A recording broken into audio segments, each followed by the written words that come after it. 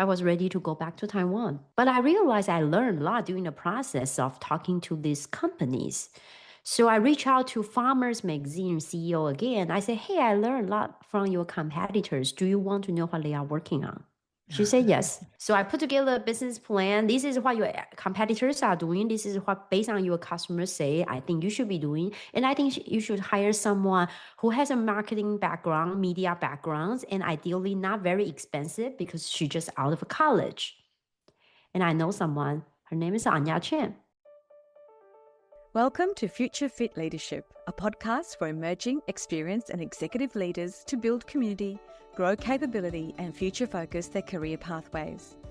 There has been a global shift in how we lead, and our conversations with leaders and executives explores the skills, strategies and mindsets that is needed to thrive in this ever-evolving landscape of the future.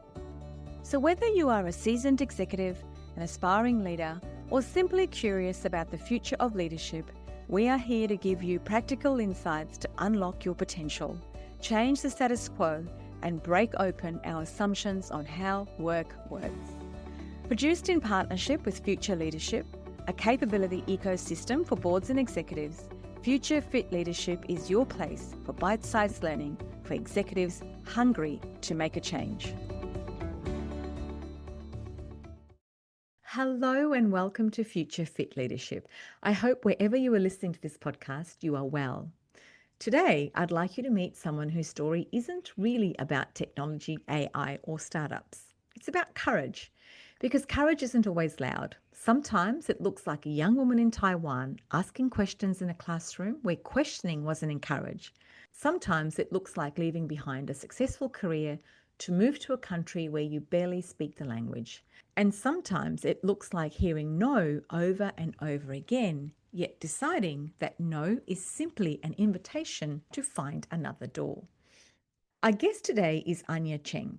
She's built products for some of the world's biggest companies, including Meta, eBay, McDonald's, and Target. She's helped launch Facebook and Instagram shopping, led global product teams, and today she's the founder and CEO of Taelor, an AI-powered fashion platform that's tackling one of the fashion industry's biggest sustainability challenges.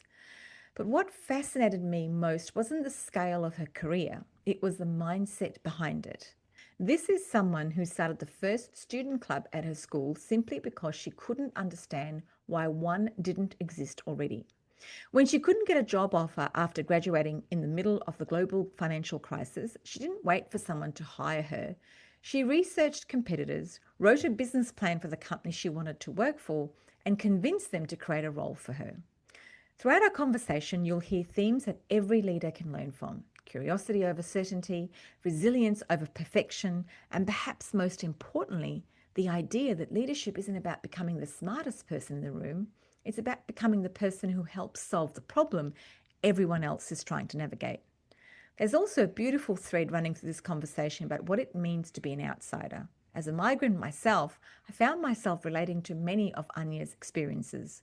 That feeling of arriving somewhere new, questioning whether you belong, and then slowly realizing that your different perspective might actually be your greatest strength. This isn't a conversation about building a successful company. It's about building a life with intention, refusing to let rejection define you, and having the courage to keep asking, what if there's another way? Please enjoy this wonderful conversation with Anya Cheng. Well, hello, Anya, all the way from San Francisco in the USA. How are you? Welcome to our podcast. Hello. This is Anya, founder and CEO of Taelor. We use AI to pick clothes for busy men and send them real clothes for them to rent. Before starting a company, I have 15 years in big tech companies before, most recent at Meta, where I helped build out Facebook, Instagram shopping, was head of product for eBay, helped them to launch new business in the US, Latin America, Africa, Asia. Senior director for McDonald's, I actually launched the food delivery business globally and in-store technology similar to the kiosk in Australia. You go to order the burger, that was my work. And then help Target, the retailer in the US, to launch their tech office in Silicon Valley. I'm excited to share more today. Oh, beautiful. Thank you for that. I want to start actually going back. a little bit you were born in Taiwan, born and raised in Taiwan. I'd love to know what life was there like for you, and how old were you when you moved to the US? Yeah, I moved to the state for my master's degree in marketing at Northwestern University. Growing up in Taiwan, I was a little bit troublemaker because back in Asia, people are not really encouraged of asking questions, which is very different from the American culture. Like participation score is so important. Now I teach at Northwestern University. So then we always like students have like 20% of participation. We want people to make comment, share opinion, and ask question. But back in Asia, it was not the case. Most of kids don't ask questions, and I was always the troublemaker. I have questions, and oh, I'm not understanding. I think that's wrong.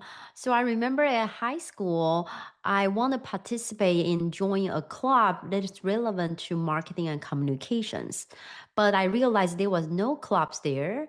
So I asked the school, like, can I start a club? They said no. Nobody ever start a club. We have this 20 club, pick one, and that's it. And so I said, that's not right. I don't like any of these clubs. So I went on and browsed through the handbook of the school, and I realized you can actually start a club, although no one ever done so, by creating a petition. So I started a petition. I went on class by class, asked students to sign up. And of course, very quickly, my parents were in the principal's office, like, your girl is in trouble. She will be kicked out from the school. But by the time they were ready to kick me out, I actually got enough 500 people in the petition and started clubs.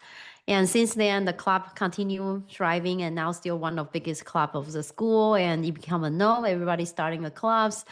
And the same thing when I was in college and after Northwestern University, I realized there's no Taiwanese alumni clubs in Taiwan, and that's not right.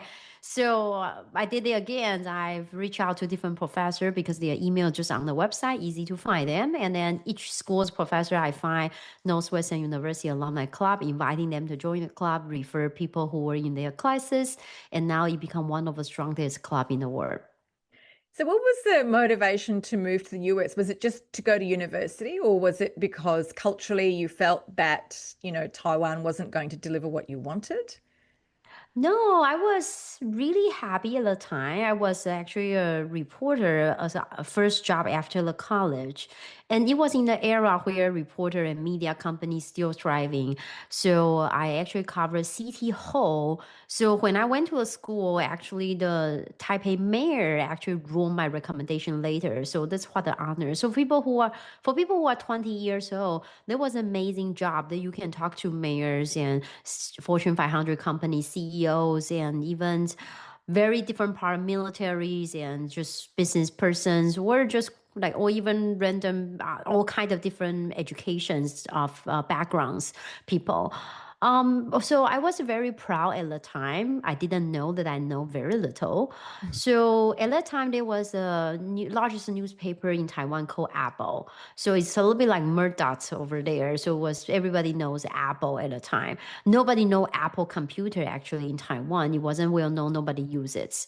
So one day I met someone from the U.S. and he asked me like, "Where are you working?" And I say Apple. If it let at that time everyone in Taiwan was say, "Oh no, oh yeah, you work for Apple Daily, which is a newspaper and largest newspaper there." But the guy's from the U.S., so he right away said, "Oh yeah, I like their computer." Mm, And it was a moment that I realized I am nobody. I actually don't know the word. I know so little. mm, And I my world was just very narrowed. And I was so proud for something that I'm just in a small town. So it was a moment that I realized I need to get out of my world and see different part of the world. So a few months after I quit my job and I went to the US and start my master degree in marketing. mm. Anya, that takes a lot of courage to do, right? I mean, for those of us who are migrants, we quite often make the decision because our parents have moved or you go somewhere for an education. I love the fact that you sort of had that realization that I want to broaden my world and broaden my horizons, and I'm going to go to another country to do that. I think that takes a lot of courage. What were some of the challenges? Like when you arrived in the US, you would have had a picture in your mind of what that journey was going to be like. What were some of the challenges that you faced? Yeah, but before I answer the question, I want to explain about how I thought. Of course, just like anyone else, I thought of return on investment. How much money can I make in the future? What's the investment right now? At that time, I had a good job at that time, because imagine someone work for biggest media company and cover City Hall at the era where media companies still making a lot of money and reporter were real respected. So, and that's not like any job you can get back, because it's all about relationship, right? Who you know, the connections that you build. So, and it's not like the job will be opens right after if I go back to Taiwan. But I feel like we don't know future, right? Just like I will never know that I end up work for Meta, launch Facebook, Instagram, shopping, being the head of product for eBay.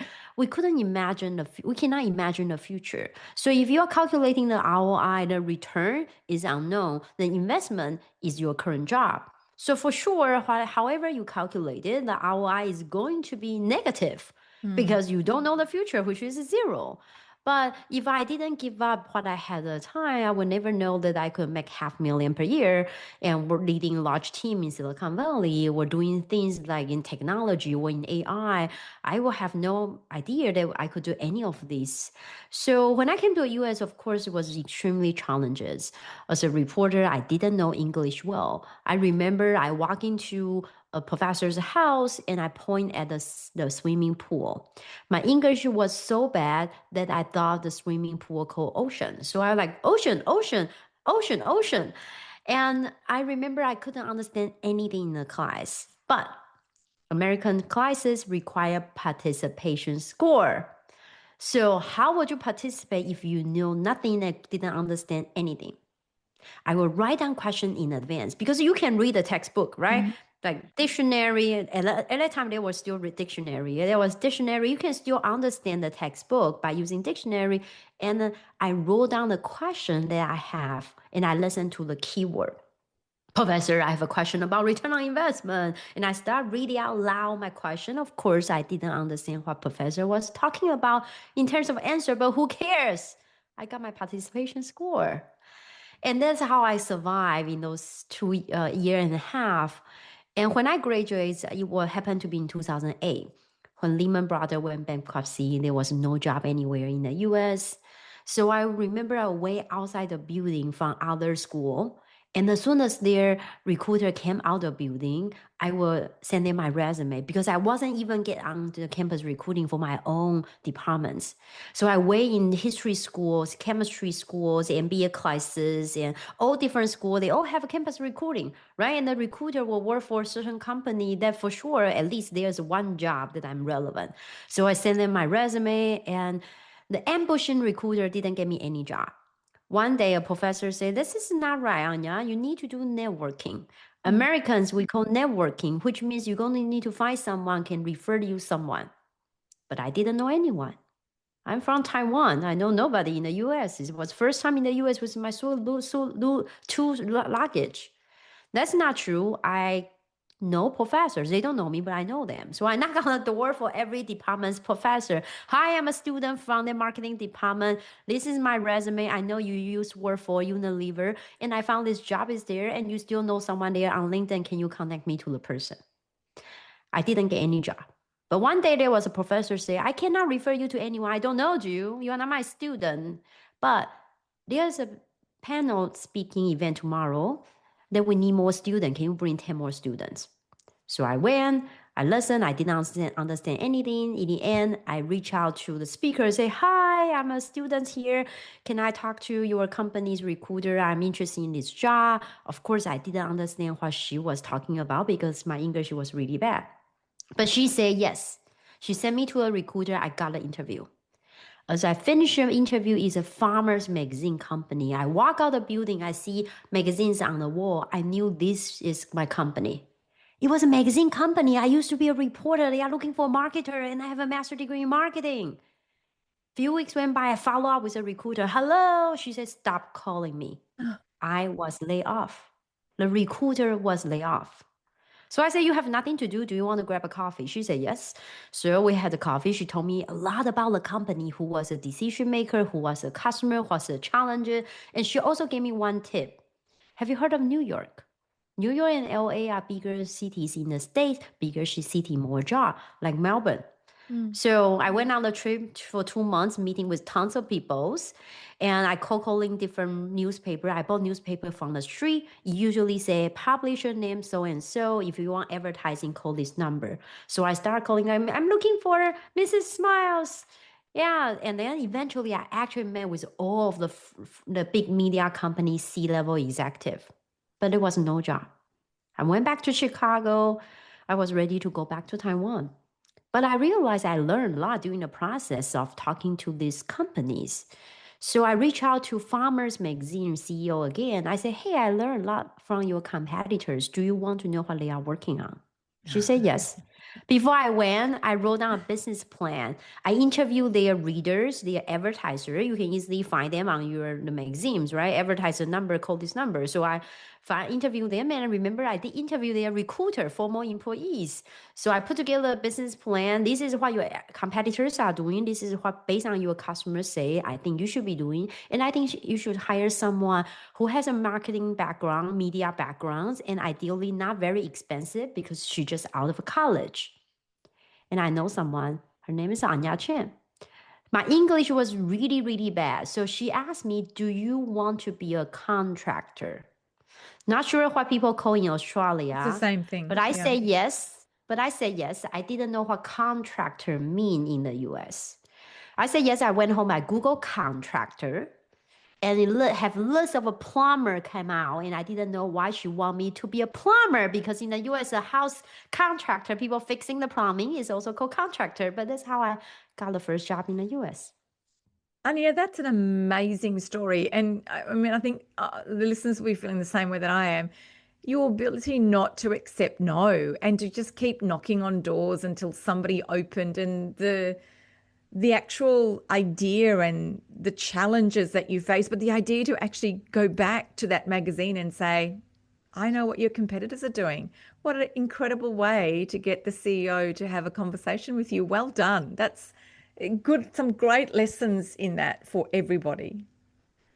Thank you, thank you. Yeah, it was extremely challenging, but I remember I go back to library. They have volunteer to help write it. There was no ChatGPT at the time, which is Yes. blessing for immigrants. But they have a librarian who help people writing their essays and changing their English. So I actually went back to school for like 2 years during my time doing my first job. Every day have them edit my email, edit my PowerPoints and Word documents, and before I send it to my colleagues. Mm. But then since then, you've worked for some big companies, and I'd love to just, touch on these. So you worked at Target, where you were working closely to teach about customer behavior and decision making. What were some of the things that you learned from that role? Yeah, Target is all about understanding people's problem because when I was there was another team, and the team was doing the mobile apps. I was leading the e-commerce for tablet side of house. So the team got the insight.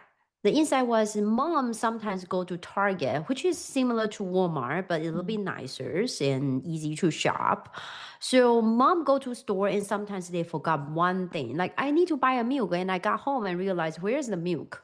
So they were like, this is interesting insight. It was in the era when the time AR VR was just started. The beacons in the stores, the AR, you will be able to see the chairs in your living rooms. And it was so fancy at the time. Everyone is trying to do the AR, VR things and beacons in store. So they decided to launch a feature which is in-store GPS. You write down a list of stuff that you want to buy. You go to the store, your app become an in-store GPS, turn right, turn left. And by this point, you will also show commercial of this app and give you coupons. And so amazing. They launch a feature, nobody use it. Mm. Why? For people who have been in a Target store, you will know that Target different from Walmart is that it's easy to shop. You come in and you think you're going to buy one thing, and then you spend 2 hours still in the store and you already have 20 things in your basket, which none of them you needed. So it was the inspiration that made the company great. That's mama going to a store to get lost. Mom doesn't want to go to a store for in-store GPS. If they would love that, they will already use Amazon or they would just order something from Walmart. They are Mm. not trying to get in and out. They are trying to get away from their noisy kids. So that store GPS does not bring any value and people don't want to use the feature. On the other hand, my team at the time decided to only launch one feature, which was shoppable Instagram. Because we realized that when it comes to e-commerce, we are not winning Amazon by more shipping is faster because Amazon is faster, Walmart is cheaper, eBay has more assortment. The store experience, which was the inspiration, you browse around and buy stuff that you don't need it, was the true mode of the company. So we bring the mode from the in-store to a tablet experience on the home, on the couch. You will see what other mom buy useless stuff on Instagram and Pinterest, but they are all in Target app. So with one click, you can buy what Miss Smile bought and what this ladies Sarah bought and the another mom bought, and then you can see their Instagram posts. And with that one feature, we got 1 million incremental revenue per day, won 11 awards, including Webby and Apple Best Shopping Ad of the Year. So what I learned there was that it's not about doing everything to win. It's about doing one thing that you can win and do it extremely well.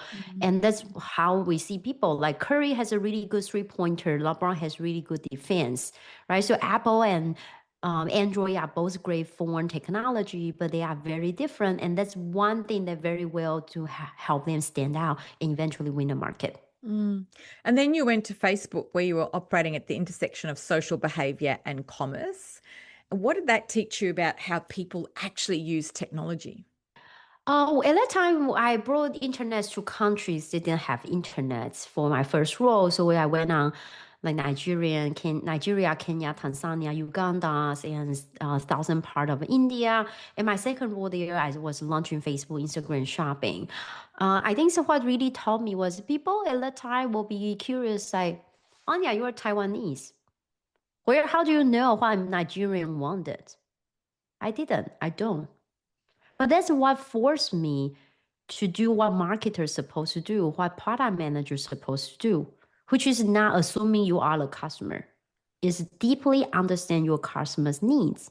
Like just like for example, now my startup tailors, our customers are not just buying clothes from us or renting clothes from us. When they are renting clothes, they are buying a chance to succeed. For Mm. people, it's not about looking good, it's about that they look good so then they can close a deal. As a real estate agent, they sell one more houses. As a professor, they feel confident and ready to get people's attention in the class. As a salesperson, it's about closing a deal. As a person who go to a conference, it's about that the short become a conversation opener. Someone say nice short, and then they stop by and have a great conversation. And they eventually they change business card and do business. So what I quickly discovered that is because I don't know those country or I don't know the segment. Like now, Taylor is only offer menswear for men in the U.S. because I don't know them. So I cannot pretend that I know them. I have to really do the one-on-one by deeply understand them. So it forced me to do a great job because I otherwise couldn't assume. And I think that's the same thing that I realized throughout my career. People say like in eBay, I led Latin America, Africa business. I was in Mexico and South Africa for many times. And when in McDonald's, I launched the kiosk in Australia. I only been in Australia a few times. What do I really know? I don't. And that's why I have to be really doing research, understand people, looking at numbers. And that's eventually what I found it very helpful for my career. So across all of these organizations, you've got Facebook, you've got Target, you've got eBay, you've got McDonald's. What stayed consistent around leadership? Because all those environments would have been different. So what stayed consistent around leadership?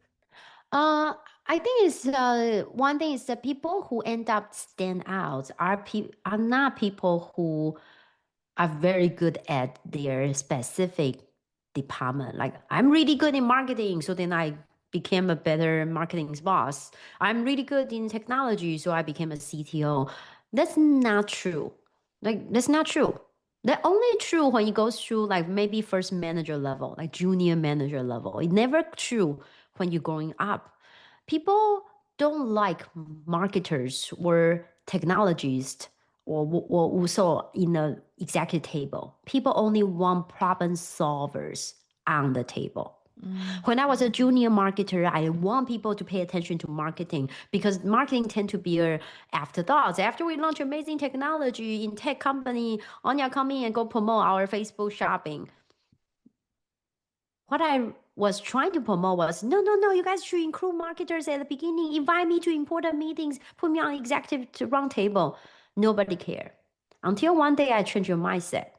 I realized people find important people on the table when they don't know how to solve the problem yet.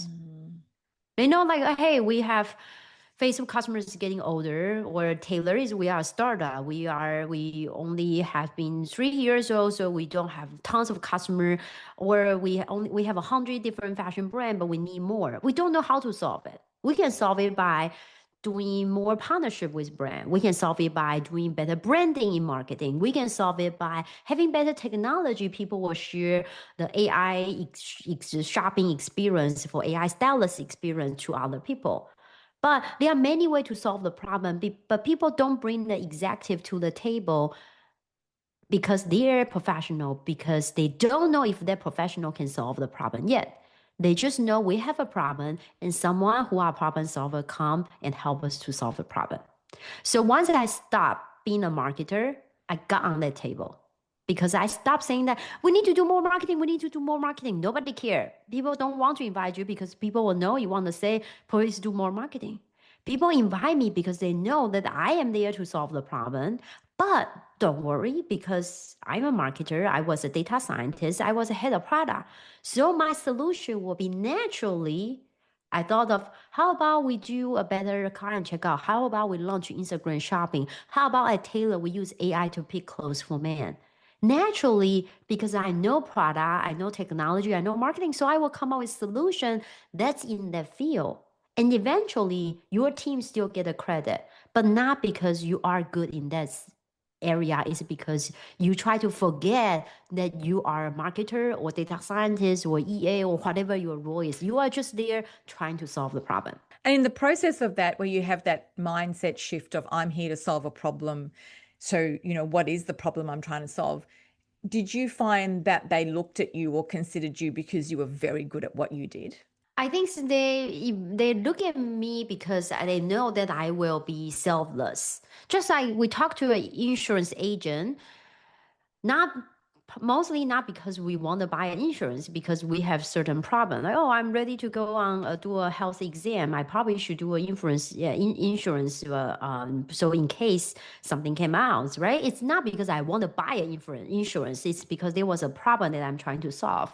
So the moment that you start thinking differently, then like our customer, they go to conference, we send them interesting print because the interesting print open the conversation. Our customer who go down day night, we send them a blazer. So then the blazer will be put on the lady's shoulder when you get out of a restaurant in a cold winter Chicago. So then the guy scored the second date, right? Because then you deeply understand that, so they know you are going to make the best decision for the company. One guy on my team right now, he was my direct report at Meta and eBay, and now he's still part-time working for Taylor. So we have him to work on both paid search and also SEO, search engine optimization, since we started. And after first year, he came to me and said, Anya, I think you should fire me. So I think the paid search area, we haven't been improving for a few months. I feel like while I can do it, bring it 0 to 1, I feel right now you need someone who have really even deeper knowledge, bring that 1 to 100. But at the same time, I realize the company now has grown, and our next focus should be about referral program, should be about doing SEO better for the AI era, such as optimizing on ChatGPT. And if you like, I think I can use my hours to work on those things. So for people like this, would you fire him? No, Never, right? no. Because he thought for the company, he think for me, right? So of course, and then he'll say, I already identified this guy. If you like, I can give him the few hours that I am working now for him. And if you want to cut my hour, no problem. But if you want to keep my hour, I can work on optimizing for ChatGPT. Mm. Perfect. All I need to say just yes. That's it. He solved a problem for you. Exactly. So Yeah. you've started Taylor. You've mentioned it a couple of times. Tell us what Taylor does, which is your startup business. Yeah, Tailor is an AI company. We use AI to pick clothes for busy men. But it looks like menswear rental subscription on the surface. People pay $100. You can wear 10 clothes per month. We send you five. For men in the US, you wear for a couple of weeks, you return the dirty clothes, or you buy what you love, and then you get next month. So no more shopping or laundry. But behind the thing is also actually a very intelligent data infrastructure for fashion brand. Because today, 30% of clothes in the world go directly from factory to landfill, generating 10% of carbon emissions, 20% of polluted water. And can I Fashion, just, sorry, can I just ask, why does that happen? Is it because it's been manufactured incorrectly or the style's not right? Like, that's a lot that's a to go great into landfill. question because today fashion design was designing more than a year in advance. And also after designing those things, then a lot of them will also go to the big manufacturers and go who outsource to smaller factories. Then clothes go to wholesaler and finally go to retailers. And real feedback never make it back to the brands. The Mm. result, 30% waste, 30 billion loss every year. So they are designing the clothes without knowing how the clothes will actually perform once worn. And so we tailor insert a learning loop before we scale sustainably through a menswear rental subscription. Customer pay a flat monthly fee. Our AI style them, they wear them, they buy what they love, and usually 2 out of 5 items were being sold. And for customer, busy man, now they actually starting participating in buying secondhand clothes, which is good for the world. And those guys would never went to a trash store before because they are busy man. They are busy dad, single guy, sales professional. Then for the clothes they didn't buy, they return, they put into a prepaid envelope, drop it to a post office or open post office app with one click, they pick up for free, and we back to our warehouse, we clean and send them to the next customer. It's shared economy, like Uber. One Mm. person get off, another person gets on. So for customer, no shopping, no laundry. For brand, real customer feedback flow back as an AI agent, helping them predict demand and reduce future inventory. And so, do you then buy these suits of different brands? We don't have suits, but we have everything in between from Hmm. no tuxedo, no yoga clothes. There's polos, sweater, jackets, everyday wear, jeans, streetwears, and blazers. And we work with 100 different fashion brands: Bonobos, Johnson& Murphy, Rios, Cuts, BYLTs, Maisie and Mans. Pretty much all major high quality menswear brand that's not luxuries are already on the platform. We also work with amazing international brands. Say you are the best brand in Australia, but no one heard of you in the US yet. Hmm. So we partner with you. You have excess inventory in your warehouse that's sitting there ready to get tossed to landfill. Instead of burning them, now we curate that with you. You send it to the US, but we pay you nothing. But tomorrow I start renting to a customer because our AI pick the clothes for the customer. Every time customer rent it, we pay you something. So eventually you will still make your money back You and actually make way more, more, probably more. way more than your wholesale price. Mm. And you also get data every time we keep on rent. So you know this is 1 inch too short for people with this body size. You need 2 more inch in the belly area so that 80% of American can wear them. So you get real feedback for stuff that's overproducts or could be for stuff that you haven't produced. As the latest collection, you can test on the platform. Anya, what made you decide to go down this path? What was the research that you did that suggested to you that this was going to be something, or that there was a need for this in the marketplace? Yeah, I actually start with my personal problem, even though it became a menswear. When I was working for Meta, imagine leading the large technology teams there as a woman with color, as an immigrant from Taiwan, as Mm. someone who is a marketer and work my way up, but now I actually led technology team. So I constantly feel imposter syndrome. Will they find out I'm a fake? So I feel like that cannot happen. At least I need to look presentable. No one should find out that I'm freaking out every day. So I start using subscription boxes like Stitch Fix, which someone style you, but you have to buy from every single shipment. And different from the last generation of people, tidying up or cleaning a house is really hard. Most of people have plenty of things in your closet, but you only wear 20% of what you buy. Most of Mhm. them were there collecting taxes, right? So I didn't like the option that you have to come in, you have to buy, you have to think. So I start renting. Like I rent this dress, I rent the runway from Newly, the 500 million revenue company that's just only 5 years ago. I start renting from those big company that's in women's rental business. But all of them require me to pick 100,000 garments, spend 2 hours to pick, picking, browsing. And it was a aha moment that I realized fashion companies has designing for people who are into fashion. They are not designing for people like me who just want to get ready for the day and be successful. Mm. 50 million single men, 14 million salesmen in the US. They hate shopping, hate laundry, and don't love fashion. But fashion has been still designed for them people they do, forcing everyone to browse, choose, and buy. And that's a gap that we are fixing. I want to ask you about the AI piece. How does that work? Does the customer put a photo of themselves on the platform? So how does the AI help you decide what clothes to pick or what style suit you? Because one of the things that always worries me when I buy things online is, is it going to fit me? That's right. So we did ask people a simple quiz question. We'll start with simple question like their height and weight, which we don't use a lot because most guys think they are taller and thinner. Mm-hmm. I'm for sure size medium. No, go to your closet. Tell me what's the brand and size of your favorite outfit. Oh my God, it's extra large. So we ask a lot of other questions, such as tell me more about your fit issues. Usually sleeve too long, belly too tight, and pants too tight, or shoulder too big. And then we ask them to upload some pictures, and they also can heart some item like dislike. And we also, most important question we ask them is about the purpose. Most of the customers, when you ask them what they all like Nike, Lululemon, Banana Republic, and they all like blue. So we actually most important is about your goal. Are you trying to get a job, get a date, close a deal? Because most of our customers, they use our service more like a gadget guy behind superhero, more like the executive executive assistant for the land, more like the Gary fairy godmothers and also like the concierge service. So we ask them, what's your goal, which is the most important informations.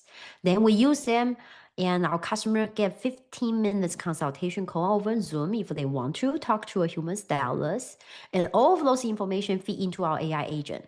So Mm-hmm. our AI will pick the item that perfect for the guy's upcoming occasion. We will push him a little bit out of comfort zone, not just going to send them exactly what I have been wearing last 10 years. Mm-hmm. And then most of our customers like, oh, I never wear red or pink or dark green. But then when they got it, it actually looks great on me. Okay, can I get 5 of them? The same thing. So we actually got a lot of these type of customer. They get pushed out of their comfort zone. They try something new. It's a rental, like your Netflix show. You try this new show. If you don't like it, who cares? You watch the next show. So it's the same thing. It's a rental. You don't like it, you return. You get next shipments. No Mm-hmm. problem at all. You don't have Mm-hmm. to own it. You don't have to commit. How many customers do you have, Anya? We have few thousand customers. We make few millions per year, and we launched less than 3 years ago. And so what's next for you? What if you were, focusing down or thinking about the next 3 to 5 years, where do you see Taylor growing into or scaling up to? Yeah, we are backed by the largest consumer tech VC venture capital in the world. They are investor behind Spotify, Facebook, Hello Kitties, and Instacart and Lyft, which is competitor of Uber. So we are expected to go IPO in within 5 to 7 years. We're sold to fashion companies, Amazons, or company that want to reach busy men in the US within 3 to 5 years. And as a comparison, the women's rental company now they make 500 million per year. So we expect to grow at similar level or even a little bit less because our margin is much higher because people buy the clothes. We also expect to grow into a one-stop shop for busy men. So today our customer tend to ask us, can you recommend me other stuff that's not rental? Mm, Shoes, accessories, hats, belts, and Valentine's Day gift and jewelry and flower for Mother's Day. Our customer uses more like one-stop shop to save them mm, time. So mm, we expect to become that when people know what to buy, they go on Amazon. When they're not sure what to buy, they come to Taylor. And we also expect to be the one-stop shop for the fashion brand too. When they mm, don't know what to produce, they see our insight from real customer wearing informations. Our customers, busy men, they have very consistent lifestyle. Whatever if they are sales, probably next 3 years they are still sales. If they like this type of style, probably in 5 years they still like this type of style. So this consistent data provides very clean feedback, and they can see what people are looking for. And then from there, before they mass production it, they can test their upcoming collections on the platforms through rental. And after that, if they have any excess inventory, they can also rent it out through our platform because we style them. We don't care if it's a broken sizing because then instead of just like e-commerce, we can only, if it's size medium, we rent to medium people. Extra large, you rent to extra large. It doesn't have to be all sizes. mm. So we are basically a one-stop shop to help them to enter a new market and find insight for the customers and also get rid of excess inventory and monetize them. I was just thinking, Anya, when you were talking like excess in inventory, yes, absolutely. But the data which you've just spoken about, the data that you've got for so many of these brands and companies, not just in America, but potentially globally, because fashion, does seem to be the same around the world. The data that you have that will allow these companies to make decisions on what to produce for next season is just incredible. Yeah, it's an important problem to solve. One Mm, of the biggest wasteful industry in the world. yeah. And nobody like to lose 30 billion per year, 30 billion, right? So it's 140 billion menswear market, 42% of apparel market in the US, and 140 billion is higher than the revenue of Nvidia. But today, 30 billion just go to landfill, and most of people actually burn them, and with carbon emissions, this is just a Hmm. big problem that have to be solved. It wasn't that solvable before because before customer may not be very used to share economy, but now we all use Netflix, use Uber, use Airbnb. Circular fashion, before Hmm. Americans are much less liking the secondhand idea, but now everything is secondhand. Every stuff is recycled. You go to restaurant, the spoon is secondhand. You Mm, could sleep on a hotel bed. The stuff is secondhand. The bed, 100 people slept there mm, before. So secondhand is everywhere. And mm. also AI agent. If I didn't have AI, well, I need to hire hundreds of people to serve those Yeah. thousands of customers, right? So, but AI stylists become feasible nowadays. And also, before, without tariffs, without much carbon right, fashion brand just produce whatever much as many as they can and dump into a certain country. And then if people don't buy, send it to another Africa mountain and burn them. But Mm, now with tariff, with carbon right, fashion brand are a lot more risk averse and they want to make sure the inventory is much more accurate because mm. they cannot do that as before. Why not women? Why did you select men? Yeah, woman, first of all, there are 10 company doing that, two public Yeah. company, 500 million, forty Yeah. thousand customer, 400,000 customers, each of them, lots of customer, lots of money already. But at the same time, man provide much more cleaner and high quality data because Mm, our goal is not just about rental business. Our goal is to provide clean data and help fashion brand to produce. Because yes, I can help you to rent out your unsold inventory. But if you continue producing junk, the mm, world is not going to be better. So I want those data feedback to them, and that's a real angle for us. So men provide much cleaner data. There's not much fashion trend. This guy kind of very easy to produce. We pick item for them, they don't pick. So they have to tell us feedback. Mm. Unlike when you woman space, women pick our own clothes and women like to wear different things every day. So those data feedback is less relevant because we don't like the same thing. So feedback for whatever is popular right now is not that relevant for the future. But in the Mm. main space, it's highly relevant. And that's how we get unique data into this flywheel of the infrastructure of data engine. Well, Anya, it's a fascinating, fascinating story that you've gotten so much success. And, I think the future is very bright for you and your business. So congratulations on everything that you've achieved to date. But we've come to the point in our podcast, which we call the Spotlight Shuffle. If you were sitting in Australia, in Melbourne with me, you'd have a fishbowl with numbers in it that attached to questions. So we don't know, what those questions are. We've got numbers 1 to 20. You'll get 4 questions, or you can choose 4 numbers. So pick a number and I will ask you the question against that number. Oh, great. I'll start with number one then. Number 1. Okay, so in 3 words, describe what it means to be a future fit leader. A future leader, Yeah. problem solver, and I think open-minded because the world is changing. Mm-hmm. And I would say still resilient. And If you can resilient. try again and again and do it open-minded, so then you will eventually get right because failing is just practicing success. And that's exactly what you did throughout your whole career, really, didn't you? You were very open-minded. You kept knocking on doors. And as you said, practicing for the future success that you've now got. Thank you. At one point, people told me like, "Hey, Anya, I think you're hardworking," and I got upset. I was like, must be because I have no other strengths. So you say I'm hardworking. But one day, my husband told me that, when he is a big basketball fan, so he said, you know what? It's actually also a skill set because not everyone is willing to be resilient. Mm-hmm. And that's a skill set. You should be happy about it. And I Yeah. felt a lot better. So, Well, so the if you world, are like me, please do know that it's a good skill set that you have. yeah. Well, the World Economic Forum has said that resilience is going to be a key skill set for leaders of the future. But what you've shown in the story that you've just shared with us is that it took a lot of resilience to keep knocking, how many professors you spoke to, the doors that you knocked on. And you constantly got no's, no's, no's, but you just kept going. And that does take a lot of resilience. Okay, let's pick another number. Number 5. Okay, number 5. What's the best career advice you've ever received, and do you still follow it? I think this is one that I mentioned on the solving the problem for people, but also most important would be think for them. Like for example, when I was in big corporation, you need to understand every time you present something to your boss, the real audience is not your boss. Mm. Your boss will, if even your boss is happy with your report, it generates zero value for them. Why? Because they won't be doing they won't only things that they need to do is take this to their boss, advocating for you or give you feedback. And that's what make the report valuable. So you need to think the real audience for the report is not your boss, it's your boss's boss.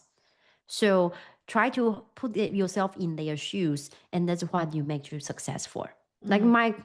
my colleague who come to me and say, Anya, please fire me because I don't think I can continue grow this channel. But I found a solution for you. And he was putting himself in my shoes, and that's why he is successful.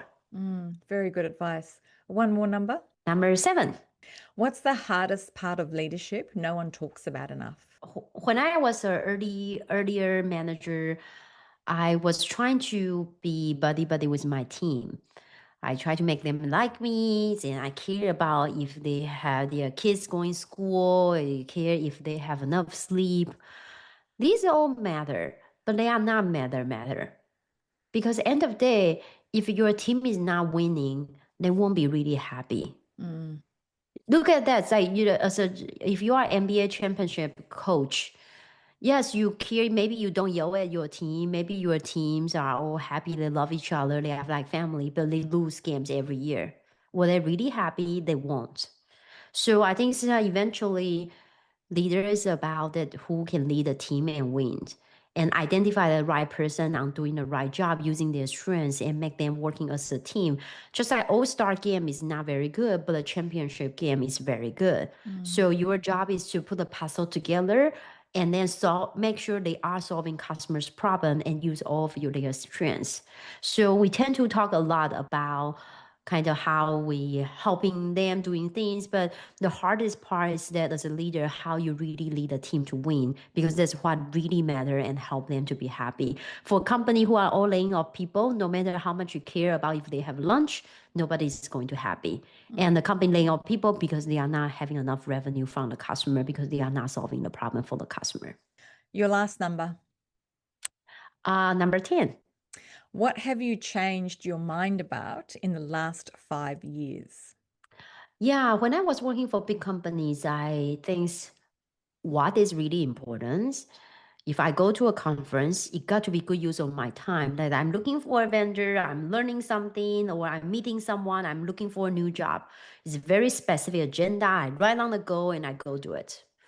But I have been teaching at Northwestern University since 5 years ago. And now I'm startup founder since we launched a product 3 years ago. And I realized a lot of time the best students in my class or the best CEO that I found or best business that I see, it was from people who was just out of curiosity. The student pick my class wasn't because it's the get highest score class. It wasn't because I teach something related to AI. It wasn't because my class was 9 out of 10 score every single year. It was because they are curious about AI and product management in general. That's it. They were just curious, because looking back to my career, I have been spending a lot of time on this is useful. I got to do it.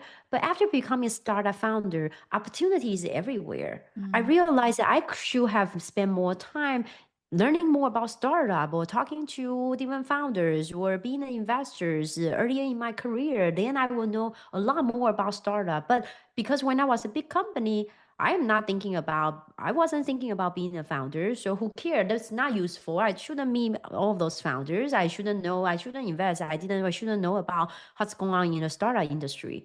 But then I realized that if I would have a little bit more curiosity back then, now I have a lot more resources, a lot more connection. So I encourage everyone to like do something out of your comfort zone and then try something a little bit out of curiosity. Not everything needs to have a clear answer yet, because you may not know yet.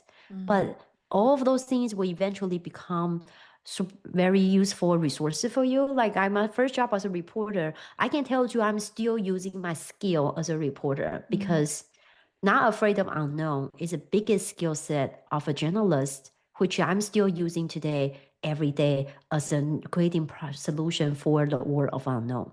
Anya, thank you so much for your time. What an incredible story you've shared with us. Congratulations again on all of your success, and good luck with wherever Taylor takes you. Yeah, thank you so much. And please do keep in touch. If you are in the US, want to look great, go try it out. Check out Taylor.style. That's TAELOR.STYLE. Use the code podcast25 to get 25% off first month. Use the code podcast gift to get 10% off gift card. And then if you want to partner with us, amazing Australia brands, or if you are investors or partners or dating site, fitness center, career coach, company want to give this type of service, employee give and per to help employee to save time and feel confidence, reach out to me. My email is Anya, ANYA @taelor.style, TAELOR.style. I'm sorry, Taylor is TAELOR.AI. TAELOR.AI is my email, Anya@taelor.ai. We'll share all that on the show notes as well, Anya. That's right. Thank you so much Thank you for so your much. time. If you like what you've heard, please share, rate and review this podcast. And don't forget to share it with anyone who might benefit from hearing it. The producer of Future Fit Leadership is Maritza Barone from Guide Your Light Network. If you would like to reach out to me, please DM me on any of my social media platforms. I'm available for speaking at conferences or consulting to your business. Future Fit is created in partnership with Future Leadership, a capability ecosystem for boards and executives. If you'd like to join the community and receive a free takeaway each week, sign up to the Future Exchange app in my show notes. Thank you for having me in your space. This is a Guide Your Light Network production, creating podcasts with purpose.